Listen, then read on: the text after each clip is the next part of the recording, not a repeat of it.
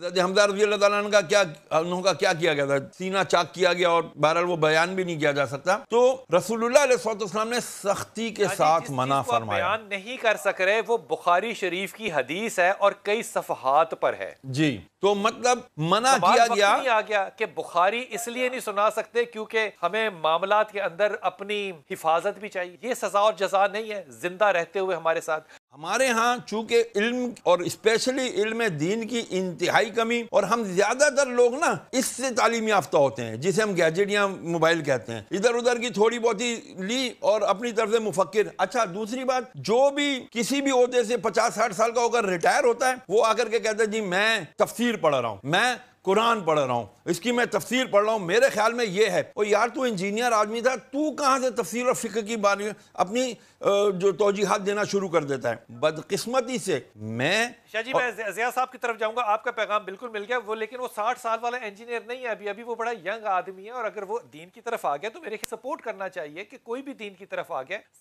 مطلب بات تو صحت مند ہے نا. یہ کوئی کسی نے کوئی میں کیا کہوں ٹھیکے کا لفظ نہیں استعمال کر سکتا کہ وہ نہیں پڑھ سکتا دین، یا وہ نہیں دین کی گفتگو کر سکتا. سب کا حق نہیں ہے میرے خیال میں، سب کی ضرورت ہے کہ ایسا کرنا چاہیے. ہاں جی نیکسٹ سوال ہے. 21 دسمبر 2021 کو سما ٹی وی کے پروگرام قطب آن لائن میں ایک بریلوی مولانا صاحب نے آپ کی طرف اشارتاً گفتگو کرتے ہوئے کہا کہ بدقسمتی سے لوگ آج کل موبائل فون اور انجینئر سے علم دین سیکھ رہے ہیں. اس پر اینکر پرسن سید بلال قطب نے ان پر گرفت کی. اگر آپ نے وہ پروگرام دیکھا ہے تو پلیز اس پر رائے دے دیں. وہ پروگرام میں نے اس وقت تو نہیں دیکھا تھا، بعد میں مجھے حسن بھائی نے بتایا، ان کے بھی کسی دوست نے ان کو کہا کہ اس طرح تھوڑے انجینئر صاحب کا ذکر ہوا ہے اس پروگرام میں. تو مجھے پہلے ہی پتا تھا کوئی اچھے الفاظ میں تو نہیں ہوا ہوگا. ہم تو تیار ہوتے ہیں اس کے لیے، کوئی بڑی بات نہیں ہے. میرے بھائی پچھلے 100 سالوں میں 60,000 کتابیں اللہ کے نبی صلی اللہ علیہ وآلہ وسلم کے خلاف لکھی گئی ہیں. دنیا میں کسی انسان کے خلاف اتنی کتابیں نہیں لکھی گئی. اور ان 100 سالوں میں جتنی تیزی سے اسلام پھیلا ہے نا کوانٹٹی کے اعتبار سے، اس کی مثال آپ کو پچھلے 1200-1300 سال میں نہیں ملے گی. تو پروپیگنڈے سے فائدہ ہی ہوتا ہے. تو وہ پھر میں نے پروگرام سارا دیکھا. سب سے پہلے تو میں سید بلال قطب صاحب کو، میری 1-2 دفعہ فون پہ بھی ان سے بات ہوئی ہے، زیادہ کوئی لمبی گپ شپ نہیں، یہ نہیں ہے کہ ریگولر وہ رابطے میں. اور میرا خیال ہے اس بات کو ہوئے بھی کتنے مہینے گزر چکے ہیں، آلموسٹ شاید سال گزر چکا ہو. میں انہیں مبارکباد پیش کرتا ہوں کہ انہوں نے اس طرح کے پروگرام کنڈکٹ کرنے شروع کیے ہیں جس میں علماء کو بٹھا کر سینسٹیو ایشوز کے اوپر گفتگو کی جائے. یہ بہت ضروری ہے. دوسرا، اس پروگرام کی خصوصیت مجھے یہ لگی کہ اس میں انہوں نے نا علماء نے جو آرگومنٹس یا باتیں کی انہیں کنفرنٹ بھی کیا ہے، یعنی کہ بھی آپ یہ جو بات کر رہے ہیں تو اس پہ یہ بات بھی بنتی ہے، اس کو بھی ذرا دیکھیں. یہ بڑا دلیری والا کام ہے. علماء اس طرح کی توہین اپنے حق میں برداشت کوئی نہیں کرتے، یہ میں آپ کو بتا دوں. وہ اس چیز کو عیب سمجھتے ہیں. بلکہ اسی پروگرام کے سٹارٹ میں ہی وہ ایک بریلوی عالم تھے، وہ ہے مجہول ہی ہیں، مجہول سے مراد ہے کہ ان نون ہے، اتنے مشہور نہیں ہے.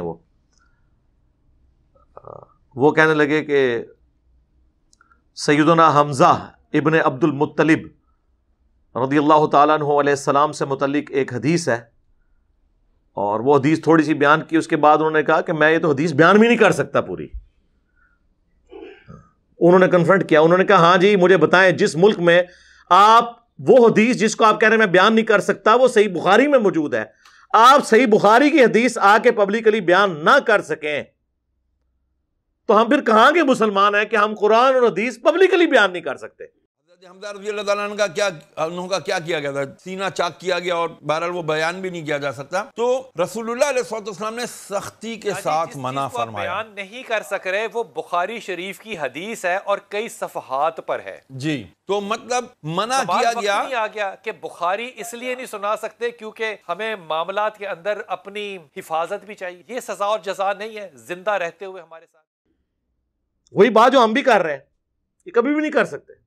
جس ماحول میں میرے بھائی آپ قرآن اور حدیث ہی بیان نہ کر سکیں تو آپ اندازہ لگا لیں کہ ہم نے اپنی قوم کی تربیت کیا کی ہوئی ہے.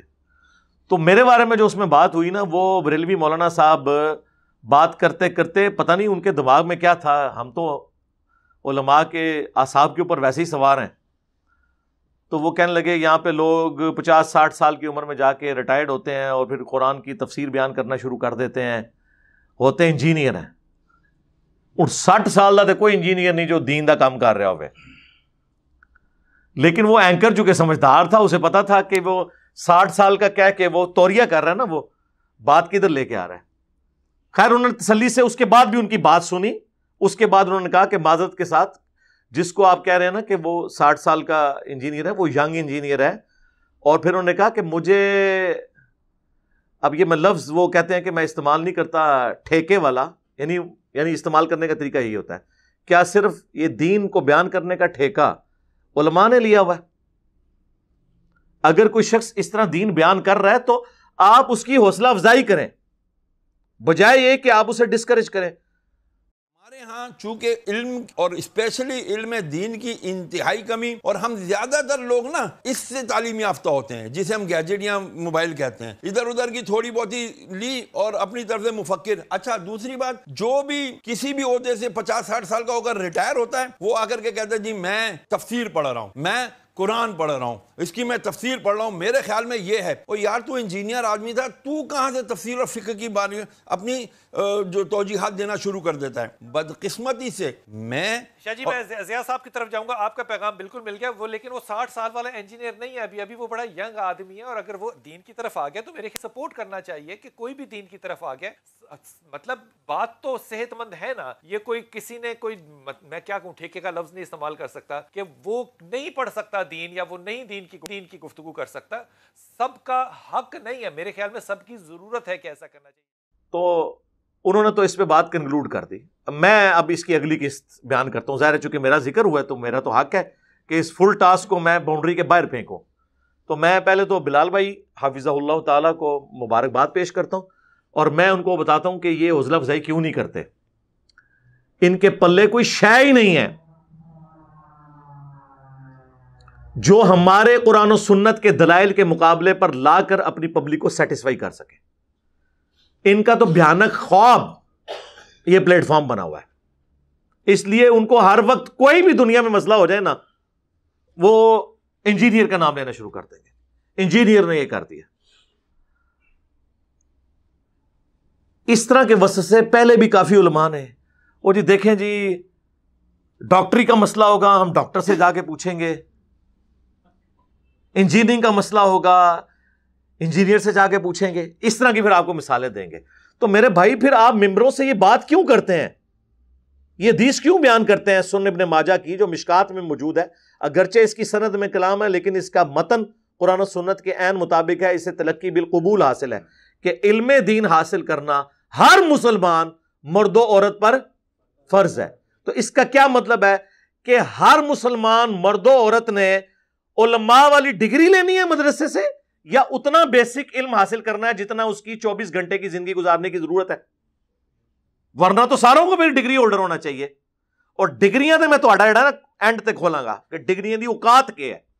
ویسے تو ساڈی ویڈیوز کھل چکی اوقات. تو کہیں گے نہیں ہر بندے کو علم دین حاصل کرنا چاہیے. پھر جامعہ ترمذی کی ایک حدیث ہے، اس کی سند میں کلام ہے لیکن اس کو سپورٹیو ابن عباس کا قول ہے کہ حکمت مؤمن کی گمشدہ میراث ہے، جہاں سے بھی ملے اسے حاصل کر لو. ہے کہ نہیں؟ نبی صلی اللہ علیہ وآلہ وسلم کو قرآن میں کون سی دعا سکھائی گئی ہے؟ اے اللہ میرے عشق و سرور میں، میرے وجدان میں اضافہ کر دے، یا قل رب زدنی علما، اے میرے رب میرے علم میں اضافہ کر دے. ہے نا؟ قل هل يستوي الذين يعلمون والذين لا يعلمون انما يتذكر اولو الالباب. اے نبی تم فرماؤ بھلا علم والے یا بغیر علم والے برابر ہو سکتے ہیں؟ نصیحت تو نہیں حاصل کرتے مگر عقل والے. عشق دے چلے نہیں سر، نہ عقل والے. इश्क दे झल्ले ਜਿਹੜੇ ਨੇ ਇੱਥੇ ਮੇਰੇ ਹੱਥੋਂ ਮਾਰੇ ਗਏ, ਅੱਗੋਂ ਫਰਿਸ਼ਤਿਆਂ ਦੇ ਹੱਥੋਂ ਮਾਰੇ ਗਏ। अक्ल वाले इन्नमा यख्शल्लाह मिन इबादिहिल उलमा, अल्लाह की खशियत और मार्फत तो सिर्फ अहले इल्म को है, और इल्म से मुराद सिर्फ हनफी बरेलवी डिग्री। हाँ नहीं नहीं नहीं नहीं नहीं, सिर्फ हनफी देवबंदी डिग्री नहीं नहीं नहीं नहीं, सिर्फ अहले हदीस की डिग्री नहीं नहीं नहीं, ये तो सारे 8-8 साल के कुम यूनिवर्सिटी ईरान की 17 साल की शिया की डिग्री है तो डिग्रियां दी औकात है। एक अनपढ़ भी बरेलवी देवबंदियों के बड़े आलिम दीन को कहेगा वो तो है ही गुमराह, तो मुराद यह है कि उससे बड़ा वो आलिम है, और एक आम अनपढ़ देवबंदी बरेलवियों के उलमा को कहेगा ये तो है ही गुमराह। इसका मतलब है कि देवबंदियों का आम अनपढ़ बंदा बरेलवियों के उलमा से बड़ा आलिम, ए डिग्री दी औकात जे रखो इन्हों अपने कोल। और हमारी डिग्री अल्लाह के नबी ने हमें दी है सल्लल्लाहु अलैहि वसल्लम, बल्लिगु अन्नी वलौ आया, सही बुखारी, पहुंचा दो मेरी तरफ से अगरचे तुम्हें एक आयत ही आती हो ना, आगे पहुंचा दो। इसके बाद किस डिग्री की जरूरत है? जिसे वुजू का तरीका आता है वो दूसरों को सिखाए। नहीं जी, उलमा से पूछना चाहिए, और सरकार ये आप क्यों रोंद मार रहे हैं? हम कब कहते हैं कि उलमा से ना पूछे? हम ही तो हैं जो कहते हैं पूछो मौलवियां नो कितने लिखे। हाँ, वो कहते नहीं अगला जुमला ना बोलो, बस ए पूछो के है। फसअलू अहल ज़िक्री इन कुंतुम ला तालमून, सवाल करो अगर तुम्हें इल्म नहीं है तो उन लोगों से जो उस फील्ड के एक्सपर्ट हैं।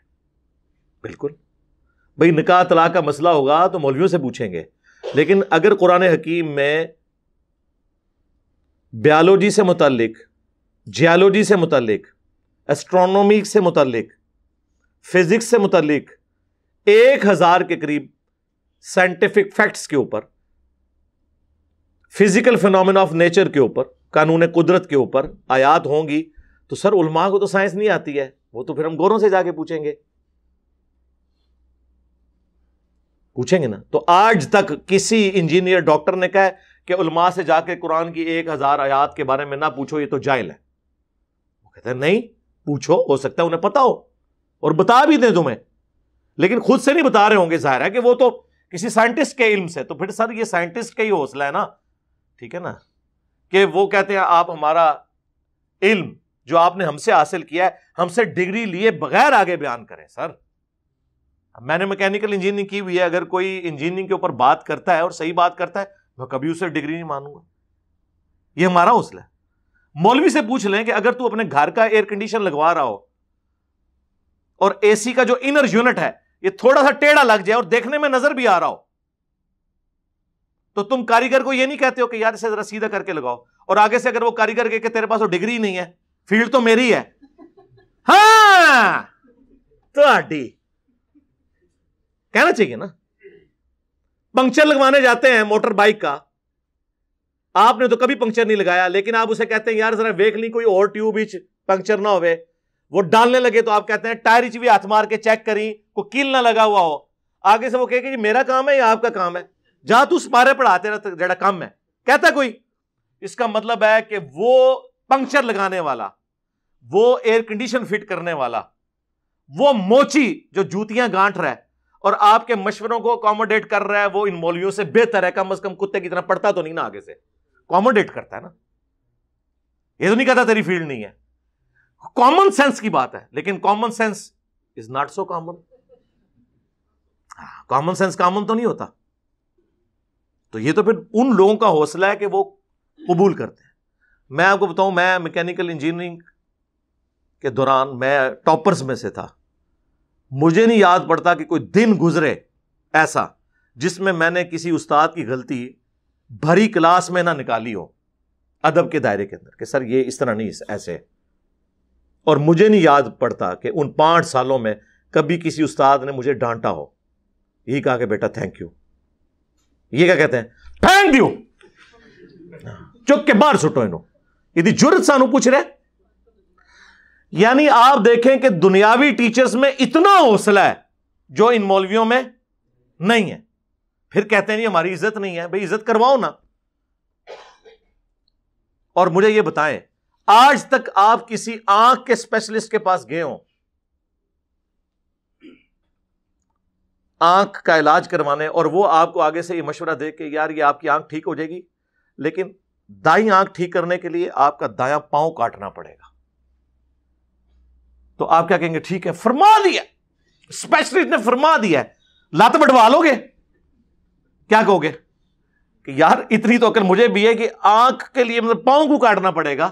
آپ کسی دوسرے کے پاس جائیں گے, تیسرے کے پاس جائیں گے تو پتہ چل جائے گا کہ ڈنگر ہے, یہی پتہ چلے گا نا. تو علماء کے مسئلے میں بھی جب ایاک نعبد و ایاک نستعین کے بعد آپ بابوں کو پکارنا سن رہے ہوتے ہیں تو اس وقت آپ کی عقل کیوں نہیں کام کرتی کسی دوسرے کی بھی بات سنیں کہ وہ کیا کہتا ہے اس مسئلے میں, کہ واضح لکھا ہوا ہے کہ عبادت اللہ کی کرنی ہے, مدد اسی سے مانگنی ہے. ادھر جب آپ کو مولوی کہانی کراتا ہے جی روٹی امی سے نہ مانگیں, بھئی کس نے کہنا مانگ؟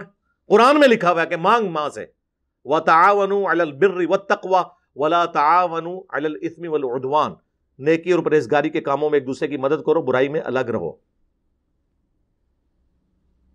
لیکن دعا مانگنا ظاہری اسباب تو ٹھیک ہے, دعا صرف اللہ کے ساتھ خاص ہے. بارش کون برساتا ہے؟ اللہ. ڈیوٹی کس کی؟ فرشتوں کی. تو بارش کس سے مانگیں گے؟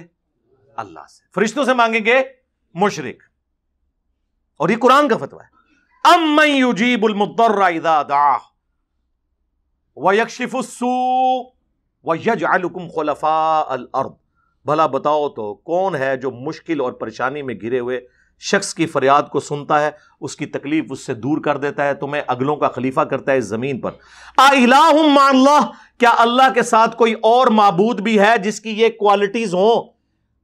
قلیلا ما تذکرون. بہت کم ہی نصیحت حاصل کرتے ہو. یعنی اللہ تعالیٰ نے فرمایا جس کے بارے میں تمہارا یہ عقیدہ ہے نا کہ تمہاری دعا کو سن کے تمہاری تکلیف دور کر دے گا, گویا تم نے اسے رب مان لیا. ظاہری اسباب تو آپ کافر سے بھی لے لیں. بخاری مسلم میں حدیث ہے نبی علیہ السلام نے تو یہودیوں سے بھی لین دین کیا. اپنی وفات کے وقت بھی آپ علیہ السلام کی جو زرہ ہے وہ گروی رکھی ہوئی تھی ایک یہودی کے پاس. ظاہری اسباب تو اولیاء چھڑ دو, کافروں کو بھی لبو, لیکن دعا صرف اللہ ہی سے. اس طرح کون آپ کو سمجھائے گا میرے بھائی؟ یہ کیسے سمجھا سکتے ہیں؟ یہ تو اپنے فرقوں کی حفاظت میں لگے ہوئے. اور میں ان کی وہ ساری چور راستے جانتا ہوں جس سے یہ بھاگتے ہیں. دوسری طرف صحیح بخاری میں آپ حدیث دیکھیں, شیطان نے انسانی شکل میں آ کے حضرت ابو ہریرہ کو آیت الکرسی کا وظیفہ دیا. لمبی حدیث ہے. نبی علیہ السلام نے بعد میں بتایا کہ یہ 3 دنوں سے جو مہمان آ رہا تھا نا وہ شیطان تھا, لیکن اس نے یہ بات سچی کی تم سے کہ جو رات کو آیت الکرسی پڑھ کر سو جائے صبح تک ایک فرشتہ اللہ کی طرف سے حفاظت پہ مامور ہوتا ہے جھوٹا تھا, بات سچی کی.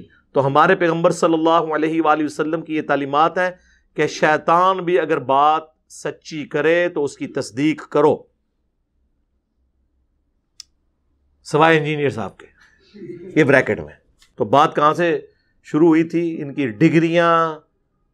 ڈگریوں کی آپ حالت دیکھ لیں, جو جس قسم کا یہ علم بیان کر رہے ہیں اور جس قسم کی یہ باتیں آ کے کرتے ہیں. علمی دلائل میں بات کرو. اگر کوئی پرائمری اسکول کا بچہ آ کے آپ کو یہ کہے کہ مولانا سورۃ البقرہ کی آیت نمبر 279 میں لکھا ہوا ہے کہ سود کھانے والے سے اللہ اور اس کے رسول کی جنگ ہے, عز و جل و صلی اللہ علیہ وآلہ وسلم, آگے سے مولانا یہ جواب دے گا بیٹا آپ پاس ڈگری ہے تو چونکہ آپ کے پاس ڈگری نہیں ہے لہٰذا میں نے قرآن کی آیت بھی نہیں ماننی. اگر یہ بات کوئی مولانا کرے تو اس کا کیا مطلب ہے؟ وہ کافر ہو گیا. قرآن کی آیت نہ مان کے اسے چاہیے کہ وہ 279 پڑھ لے, اگر لکھا ہے تو مان لے. بٹ کی سپیلنگ BAT بٹ ہے, BUT بٹ ہے, اور BUT بٹ اور PUT پٹ نہیں ہوتا. PUT پٹ کیوں ہوتا ہے؟ یہ آکسفورڈ کی ڈکشنری بتاتی ہے یا کوئی انگلش کا مولانا بتاتا ہے؟ اور آج تک کوئی انگلش کا مولانا نہیں جو اختلاف کر جائے اس بات کے ساتھ. اس کی جرت نہیں ہے کہ اپنی کتابوں کے ساتھ غداری کرے. لیکن قرآن و سنت کے ساتھ غداری کون کرتا ہے؟ ہمارے علماء. ممبر پہ چڑھ کے جو مولوی آپ کو یہ کہے کہ قرآن و حدیث ڈائریکٹ نہ پڑھنا گمراہ ہو جاؤ گے. اتنی غداری کبھی کسی ریلیجن کے ماننے والوں نے اپنے دین کے ساتھ کی ہے؟ اگر آپ کے علم میں ہے تو مجھے بتا دیں. یہی لوگ غداری کرتے ہیں. فلانا ڈگری لے کے آئے گا. اور ڈگریوں کی کیا اوقات ہے؟ تم ایک دوسرے کی ڈگریوں کو نہیں مانتے ہو, ایک دوسرے کا ایمان نہیں مانتے ہو, اسلام نہیں مانتے ہو. عرض کر دیں پھر 1905 میں احمد رضا بریلوی صاحب نے حسام الحرمین لکھی, اس کا نام رکھا حرمین کی تلوار, اور اس میں انہوں نے 5 علماء کو, جن میں سے ایک غلام احمد قادیانی دجال تھا, اور 4 علماء دیوبند کو کافر ڈکلیئر کیا, اور اینڈ پہ لکھا ان کے کفر میں شک کرنے والا بھی کافر ہے. یعنی سارے دیوبندیوں کو انہوں نے کافر ڈکلیئر کیا. اس کے جواب میں 1906 میں المحند علی المفند لکھتے ہیں, وہ بھی اپنا روح راضی کر دینے, ہند کی تلوار ایک سٹھیائے ہوئے پاگل بابے احمد رضا بریلوی پر. یہ کتاب کا نام ہے. اشعری تھانوی کے سائن ہے اس کتاب پہ. اور ہمارے تقی عثمانی صاحب کہتے ہیں جی اللہ نے ہمارے کافرین کو ایسا بنایا تھا, سر ایسا بنایا تھا کہ وہ مفند کہتے تھے اپنے مخالفین کو.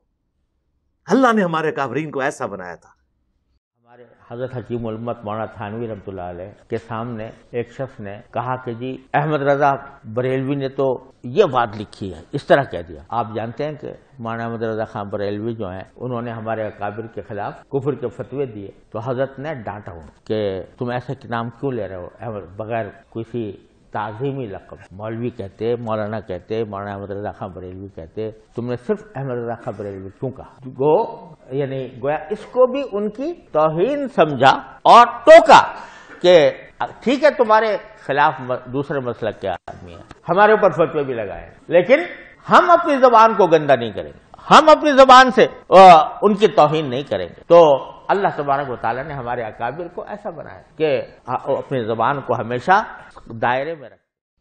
منو پتہ ہے کس طرح کا بنایا سی اللہ نے صحیح بنایا سی, بعد شیطان نے انہوں نے ورگلاتا سی. پیدائشی تو ہوتے ٹھیک سن. اور اشعری تھانوی صاحب کے سائن ہیں, اور تقی عثمانی صاحب کے ابا جی کے بھی سائن ہیں, ان کے بھی سائن ہیں. بعد میں بھی اس میں نا وہ تقریر ہر دفعہ ایڈ ہوتی رہتی ہے, وہ جو مولوی آتا ہے نا وہ بھی اپنا وچ ڈالتا جاتا ہے کہ ہم اس کو مانتے ہیں المحند علی المفند کو. وہ بہت کم مفتی ہیں جو کہتے ہیں کہ ہم ڈگری کر کے فارغ بھی ہو گئے تھے, ہمیں نہیں پتا تھا اس میں کیا لکھا ہوا ہے. میں نے تو اپنی زندگی میں اب تک, حالانکہ میں تو درس نظامی میں نے پڑھا ہے, میں نے المحند المفند کا ہمیں تو پتہ بھی نہیں تھا اس میں کیا لکھا ہوا ہے. یہ قصے پرانے ہو چکے تھے, یہ بحثیں ختم ہو چکی تھی, نئے سرے سے ایک پرانے قصے اٹھا کے امت میں آگ لگا. تو ظاہر ہے آپ کو ڈگری تو میں نے کروانی تھی نا آ کے, کہ آپ کو نہیں پتا تھا اس میں کیا لکھا ہوا ہے. وہ بہت کم لوگ ہیں, باقی ان کو پتا ہے. تو اس میں انہوں نے لکھا کہ احمد رضا بریلوی اور ان کی جماعت ایک شیطانی لشکر ہے جو ہم پر حملہ آور ہوا ہے, جس طرح شیاطین حملہ آور ہوتے تھے انبیاء پر.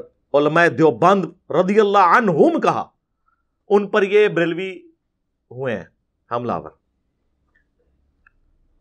اس میں انہوں نے محمد بن الوہاب صاحب کو خوارج کی ایک جماعت کہا, اہل حدیث کو خوارج کی ایک جماعت, یعنی دین سے خارج. اور فتاوی شامی کوٹ کیا, رد المختار در مختار پر حاشیہ, ان کا جی ہمارے بزرگوں نے پہلے ہی فرما دیا ہے. اور وہ بزرگ وہ ہے جو سانجا ہے بریلوی اور دیوبندیوں کا, کیونکہ یہ سیم حوالہ جال حق میں مفتی احمد یار خان صاحب نعیمی صاحب نے بھی لکھا کہ یہ شیطان کا سینگ ہے محمد بن الوہاب اور اس کی جماعت. یعنی بریلوی دیوبندیوں کا اس پہ ان کا یعنی ان دونوں کا اجماع امت ہے, ان کی امتوں کا اجماع, یعنی امت محمدیہ کا نہیں, ان دونوں کا, کہ یہ خوارج کی ایک جماعت ہے. ایک دوسرے کے بارے میں یہ کہتے ہیں, اور ایک دوسرے کو مسلمان ہی نہیں سمجھتے, کہتے نہیں ہم سمجھتے ہیں. میں نے ان کو چیلنج دیا ہے کہ آپ اس طرح سٹیٹمنٹ لکھ کے دو کہ ہمارے سوا جتنے فرقے ہیں نا, ہم اگرچہ انہیں گمراہ مانتے ہیں, لیکن انہی عقیدوں پہ اگر یہ مر گئے تو قیامت والے دن اپنا عذاب بھگت کے جنت میں چلے جائیں گے. کوئی بریلوی یہ لکھ کے نہیں دے گا. ہاں وہ یہ لکھے گا اگر کوئی وہابی گستاخ رسول نہ ہوا تو, اہل حدیث لکھ کے دے گا اگر کسی نے شرک نہ کیا ہوا تو. دیوبندیوں کو بھی مسلمان سمجھتے ہیں, بریلویوں کو بھی سمجھتے ہیں. جا دفع ہو جا, آج کے بعد اب دین کی بات نہ کر. جا, تیرے اس چیلنج کا بھی جواب دیتا ہوں. کوئی بریلوی ہو, کوئی دیوبندی ہو, کوئی اہل حدیث ہو, اگر انہوں نے اللہ کی ذات کے ساتھ شرک نہ کیا ہوگا, اپنے گناہوں کو بھگت کے جنت میں چلا جائے گا. یہ کیا مطلب ہے؟ تو دا مطلب ہے کہ اے وچ شرک کر رہے نے, انہوں نے تو دا مطلب ہے کہ یہ گستاخ رسول نے. یہ ان لوگوں کا حال ہے, یہ ان کی ڈگریوں کا حال ہے. پھر کوئی بات کرے گا, اور جی قرآن میں آیا جی گدھے پہ کتابیں لاد دو, تو کوئی وہ پڑھ تو صحیح, گدھے تیرے بارے میں لکھا ہوا ہے جی. سورہ الجمعہ میں اللہ نے یہود کی مثال دی ہے کہ ان کی مثال ان گدھوں کی مانند ہے کہ جس گدھے پر کتابیں لاد دی جائیں, تو جس طرح گدھا کتاب کو اپنی پیٹھ سے اتار کر پڑھ کر اس پر عمل نہیں کر سکتا, یعنی علماء یہود کہ ان کی کتابوں میں لکھا ہوا تھا کہ پیغمبر آخر الزمان صلی اللہ علیہ وآلہ وسلم نے آنا ہے, اس کے باوجود انہوں نے اپنی اس کتاب سے استفادہ کر کے اس پیغمبر کو نہیں مانا, لہٰذا یہ ان گدھوں کی مانند ہیں. جس طرح گدھے کے اوپر کتاب لاد دینا تو اس سے فائدہ نہیں لے سکتا. تو سر یہ تو مولویوں کے بارے میں ہے, یہ ان گدھوں کی مانند ہیں. یہ ان کے شوکیسوں میں کتابیں پڑھی ہوئی ہیں, جو کتاب پڑھتا ہے اسے کہتے ہیں کتاب تو پڑھنی نہیں ہے. تو یہ کس کی مثال ہے؟ ان کی ہے. ہم تو کہہ رہے ہیں بار بار کہ نہ میں وابی نہ میں بابی, میں ہوں مسلم علمی کتابی. مرنے سے پہلے اے مسلمان کر لے اس پہ غور, کتابوں کا خدا اور ہے, بابوں کا خدا اور. تو یہ کتابیں میں نے تو نہیں لکھی ہے, یہ بخاری میں نے لکھی ہے, مسلم میں نے لکھی ہے. قرآن کو آپ نہیں مانتے کیا؟ ہو جی قرآن میں لکھا ہوا ہے کہ قرآن پڑھ کے لوگ گمراہ ہو جائیں گے. استغفر اللہ. جس کا یہ عقیدہ ہے نا کہ قرآن کتاب گمراہی ہے, وہ پکا کافر ہے. یعنی آپ ایک کافر کو کہیں گے یہ وہ کتاب ہے, اس کو پڑھ کے 50-50 چانس ہے, یا تو گمراہ ہو جائے گا یا ہدایت پہ آ جائے گا. وہ کہے گا بھائی سائڈ تے رکھ, قرآن تو نہیں کہہ رہا. قرآن کہہ رہا ہے ہدی للناس وبینات من الہدی والفرقان. یہ پوری انسانیت کے لیے ہدایت ہے, صرف مسلمانوں کے لیے نہیں. اس میں ہدایت کے روشن دلائل ہیں, اور یہ حق اور باطل میں تمیز کرنے والی کتاب ہے. اور سیم الفاظ نبی الاسلام کے لیے آئے ہیں صحیح بخاری میں, محمد فرق بین الناس, محمد لوگوں میں حق اور باطل میں فرق ہے. امام حنیفہ فرق نہیں ہے میرے بھائی, شیخ عبد القادر جیلانی فرق نہیں ہے میرے بھائی. فرق وہ ہے جس کی قبر مدینے میں ہے صلی اللہ علیہ وآلہ وسلم. جی قرآن میں آیا جی سورۃ البقرہ میں یضل بہ کثیرا ویہدی بہ کثیرا. او بھائی پوری آیت پڑھ, تیرے بارے چ ہے. وہ سٹارٹ اس بات سے ہو رہا ہے. اللہ تعالیٰ فرماتا ہے, اللہ تعالیٰ اس بات سے حیا محسوس نہیں کرتا کہ وہ مچھر کی مثال بیان کرے یا کسی حقیر چیز کی. یعنی اللہ کو یہ نہیں ہے کہ میں اپنے کسی کوئی اتنی زیادہ بڑی علمی بات کر کے روپ ڈالوں. میں آسان پیرائے میں بات کرتا ہوں, کیونکہ یہ کتاب میں نے ہدایت کے لیے کتاب بنائی ہے, ایک پڑھے لکھے کے لیے بھی, ایک ان پڑھ کے لیے بھی, ایک ڈاکٹر انجینئر کے لیے بھی, ایک ریڑی بان اور موچی کے لیے بھی. تو اللہ تعالیٰ فرماتا ہے کہ ہم تو کوئی اس میں شرم محسوس نہیں کرتے کہ ہم مچھر کی مثال بیان کریں. وہ کہتے تھے نا جی سورۃ العنکبوت میں مکڑی کی مثال آئی, سورہ الحج میں مکھی کی مثال آئی. اللہ اتنا بڑا ہے, چھوٹی چھوٹی مثالیں کیوں دیتا ہے؟ جس طرح ہم پہ بھی کہتے ہیں نا یہ پنجابی دے لفظ کیوں بول رہا ہے. ہاں بھائی میرا مقصد بات سمجھانا ہے, چاہے میں پھکی بول کے سمجھاؤں, اینٹی وینم بول کے سمجھاؤں, الزامی جواب بول کے سمجھاؤں, یہ میرا رائٹ ہے. ولگر لفظ کوئی نہیں ہوگا, یہ ذہن میں رکھے. پھکی تو سارے کھاتے ہو نا, علمی آزمی والی پھکی جڑی جہلم شریف تو ملتی ہے, تو پیٹ والی جڑی ہے گولڈا شریف تو ملتی ہے. گولڈا شریف کی پھکی مشہور ہے پیٹ والی. تو اس میں اللہ تعالیٰ ہمارا ہے کہ اللہ اس بات سے حیا محسوس نہیں کرتا کہ وہ اس طرح کی مثالیں بیان کرے. اور پھر اللہ تبارک و تعالیٰ نے اس کے ساتھ یہ ایڈ کیا کہ اللہ تعالیٰ جسے چاہتا ہے اس کے ذریعے ہدایت دیتا ہے, اور جسے چاہتا ہے گمراہ کر دیتا ہے. کسے؟ وما یضل بہ الا الفاسقین. اس سے گمراہ نہیں ہوتے مگر فاسق لوگ. وہ کیسے گمراہ ہوتے ہیں؟ قرآن حکیم میں کئی جگہ آیا ہے, سورۃ الانفال میں, سورۃ الاحزاب میں, کہ جب بھی قرآن نازل ہوتا ہے نا تو صحابہ کہتے ہیں ہمارا تو ایمان ہی بڑھتا ہے, اور کافروں کی سرکشی میں اضافہ ہوتا ہے. سورہ بنی اسرائیل میں آیا کہ جب جب ہم نے آیات نازل کی ان کی سرکشی میں اضافہ ہوا. کیوں؟ قرآن کا قصور ہے؟ نہیں, نہ مان کے. جب بندے نے نہ ماننا ہونا تو اچھی بات بھی بری لگ رہی ہوتی ہے. آپ کا پولیٹیکل لیڈر مخالف پارٹی کا ہونا, اس کی اچھی بات بھی آپ کو بری لگے گی. دل مان رہا ہوگا کہ اچھی ہے، لیکن آپ کہیں گے نہیں میں نے نہیں ماننی۔ دنیا میں کہا جاتا ہے نا مثال کے طور پر کہ بارش اگر اچھے جگہ پر پڑے تو وہاں سے پھول اور سبزہ اگتا ہے، اور اگر گندگی کے ڈھیر پہ پڑے تو مزید گندگی پھیلتی ہے۔ بارش کا قصور نہیں، اس گندگی کا قصور ہوتا ہے۔ سمجھ آئی؟ وما یضل بہ الا الفاسقین۔ تو یہ آندہ کوئی بات کرے، یقین کرے اگر ہم حکومت میں ہوں نا تو ہم قاضی کو بٹھا کے ایسے لوگوں کی زبانیں کھنچوا دیں جو یہ کہیں کہ قرآن گمراہ کرنے والی کتاب ہے۔ نعوذ باللہ۔ شرم کریں، کتنا بڑا کفر بک رہے ہیں آپ، ہدایت کی کتاب کے بارے میں یہ کہہ رہے ہیں اور اس بات کو آؤٹ آف کانٹیکسٹ پیش کر رہے ہیں۔ اللہ نے کہا جو کتاب کو نہیں مانتا نا اس کی گمراہی میں اضافہ ہوتا ہے، اور جو مان لیتا ہے اس کے ایمان میں اضافہ ہوتا ہے۔ تو جس کی گمراہی میں اضافہ ہونا ہے وہ پھر کیا اعتراض کرتا ہے کہ قرآن میں مکھی کی مثال کیوں آئی؟ تو جو مان رہا ہوتا ہے وہ یہ ٹانٹ کرتا ہے اللہ کو۔ تو اللہ فرماتا ہے یہ جو میں مکھی اور مچھر کی مثالیں آئی ہیں نا یہ اسی لیے ہیں کہ چونکہ تم نے ماننا نہیں ہے، نہ مانو، گمراہ ہو، کفر کی موت مر جاؤ۔ یہ الزامی جواب کے طور پر ہے۔ لیکن یہ لوگ پھر اس طرح آؤٹ آف کانٹیکسٹ چیزیں پیش کرتے ہیں۔ تو سر تواڈے تے پھر اللہ نے شے ایسی چھڈی ہے کہ سارے جن و انس بھی اکٹھے ہو جاؤ نا، قرآن و سنت کے دلائل کا مقابلہ آپ نہیں کر سکتے اللہ کے فضل سے۔ یہ ان کی کہانیاں ہیں نا جو پیش کر رہے ہوتے ہیں آپ کو، کبھی کچھ پیش کر رہے ہوتے ہیں، کبھی کچھ پیش کر رہے ہوتے ہیں۔ اللہ کے فضل سے ہمارے نبی علیہ السلام نے حجۃ الوداع پر 2 چیزیں چھوڑی۔ المستدرک للحاکم میں حدیث ہے، کتاب اللہ اور سنت کا مضبوطی سے پکڑ لینا، کبھی گمراہ نہیں ہوگے۔ غدیر خم پہ صحیح مسلم میں آتا ہے 2 چیزیں چھوڑی، کتاب اللہ اور میرے اہل بیت۔ کتاب اللہ کو پکڑ لینا، کبھی گمراہ نہیں ہوگے۔ اہل بیت کے ساتھ اس نے سلوک کرنا۔ اللہ کے فضل سے پوری زندگی تقریر کی، صحیح مسلم میں حدیث ہے، اما بعد فإن خیر الحدیث کتاب اللہ۔ آگاہ ہو جاؤ سب سے بہترین کلام اللہ کی کتاب ہے۔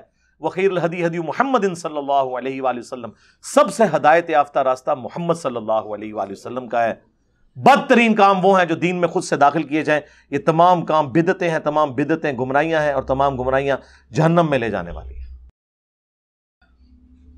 اور وصی چھوڑا قرآن، بخاری مسلم میں آتا ہے، عبداللہ ابن ابی اوفا سے پوچھا گیا نبی علیہ السلام نے کسی کو وصی بنایا تھا؟ انہوں نے کہا کہ ہمیں اللہ کے نبی علیہ السلام نے کتاب اللہ کے مطابق چلتے رہنے کی وصیت کی تھی۔ یعنی یہ کتاب اللہ کے نبی کا وصی، یہ آپ کا خلیفہ، یہ آپ علیہ السلام کی دعوت کا انسٹرومنٹ، یہ وَأُوحِيَ إِلَيَّ هَذَا الْقُرْآنُ لِأُنذِرَكُمْ بِهِ وَمَن بَلَغَ۔ اے نبی تم فرما دو قرآن مجھے اس لیے وحی کیا گیا کہ میں اس قرآن کے ذریعے تمہیں تبلیغ کروں، تمہیں ڈر سناؤں آخرت کا، اور جس تک یہ کتاب پہنچ جائے۔ احادیث ہماری ریفرنس کتاب ہے، ٹیکسٹ بک ہماری قرآن ہے۔ تو وہ اللہ کا شکر ہے اب عوام ان سے خود پوچھے گی کہ بتاؤ کہاں لکھا ہوا ہے۔ ہم ہی لوگوں کو یہ کہہ رہے ہیں کہ علماء سے جا کے پوچھو۔ اس پلیٹ فارم کے علاوہ کوئی پلیٹ فارم کوئی روئے عرض پہ موجود ہے جو یہ کہتا ہو کہ ساروں کو سنو، پھر ہمیں بھی سنو اور فیصلہ کرو؟ یار اتنا حوصلہ کس میں ہوتا ہے؟ ان میں سے کوئی کہتا ہے، سارے یہ مل کے کہہ رہے ہوتے ہیں انجینئر کو نہ سنو۔ کیوں کہہ رہے ہوتے ہیں بھائی؟ اتنا ڈر آپ کو کیا لگ گیا؟ ہم نے کبھی کہا کسی کو نہ سنو؟ مجھے یہ یقین ہوتا ہے کہ جب آپ کسی اور کو سنیں گے تو آپ کو یقین ہو جائے گا کہ ہم جو ان کے بارے میں کلیم کرتے ہیں نا کہ پورے جی ظاہر ہے پورے نے جو سکول نہیں سن پڑھ دے، ماں پیو نے کہا ہے پڑھنے جو کہتے نہیں، انہوں نے مدرسے چ پاؤ، پھر اس قسم دی ان پٹ جس طرح کی آؤٹ پٹ بھی اسی قسم کی نکلے گی نا۔ لوگ کہتے ہیں جی وہ مدارس کی آؤٹ پٹ مولانا مودودی اور ڈاکٹر ذاکر نائک اور ڈاکٹر اسرار اور احمد دیداد، یہ لوگ کیوں نہیں ہوتے؟ وہ سارے ادھر جو آگے ہوئے ہیں، ادھر تو وہ جائیں گے جو آپ نے جس قسم کے لوگ ڈالے ہیں، تو پھر آؤٹ پٹ اس قسم کی نکلے گی۔ تو اس میں عوام کا بھی قصور ہے۔ تو آندہ جب کوئی اس قسم کی بات کرے تو سب کو یہ کہا کرے کوئی علمی بات کرو، ٹھیک ہوگا جی؟ صلو علی محمد وآل محمد، اللہم صلی علی محمد وعلی آل محمد واصحاب محمد اجمعین الی یوم الدین۔